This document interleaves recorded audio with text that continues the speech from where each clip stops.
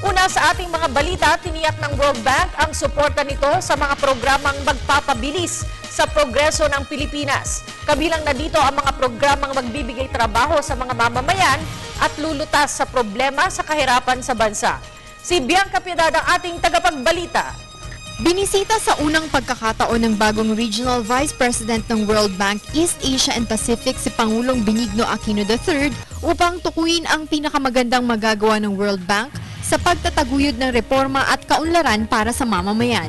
Pinapurihan ni World Bank Vice President for East Asia and Pacific Axel Van Trotzenberg ang mahusay na macroeconomic management at paglago ng ekonomiya sa bansa. There is a lot of convergence between thinking going on and actions in the World Bank and what is happening in this country. So this is a wonderful basis to continue our support. You know, we have been a long-term partner of your country. We are continuing to be committed. It also symbolizes that we want to stay as a long-term partner of the Philippines. Nagtungo ang opisyal ng World Bank sa ilang mahihirap na komunidad sa Metro Manila, maging sa Autonomous Region in Muslim Mindanao upang bigyang diin ang commitment ng World Bank na itaguyod ang pangmatagalang kapayapaan at malawakang pagsulong.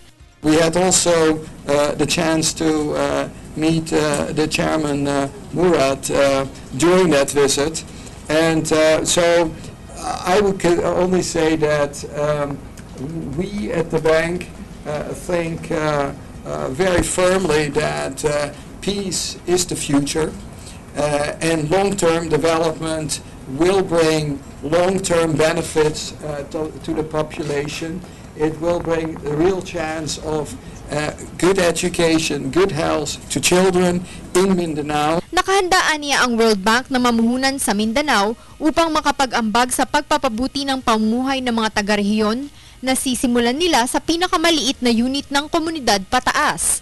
We see here of different forces of Filipino society getting together.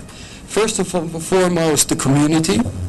I think that is always, primary. Secondly, then the municipality, and then the government level. Malugod na ibinahagi ng World Bank ang halagang $300 million bilang suporta sa pagpapabilis ng progreso sa bansa na magdadala ng maraming trabaho at magpapababa sa kahirapan. Kasabay nito, tiniyak ng World Bank na patuloy nilang susuportahan ang Pilipinas at mananatili sila bilang pangmatagalang kapareha ng bansa tungo sa pagbabago. Ilan sa binubuong estratehiya ng World Bank para sa bansa ang pagpaparami ng trabaho at hanap buhay, lalo na sa rural areas.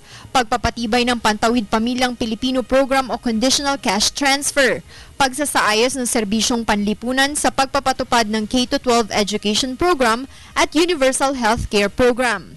Pagpapaunlad na infrastruktura at pangangalaga sa mahihirap at vulnerable families mula sa epekto ng climate change at kalamidad.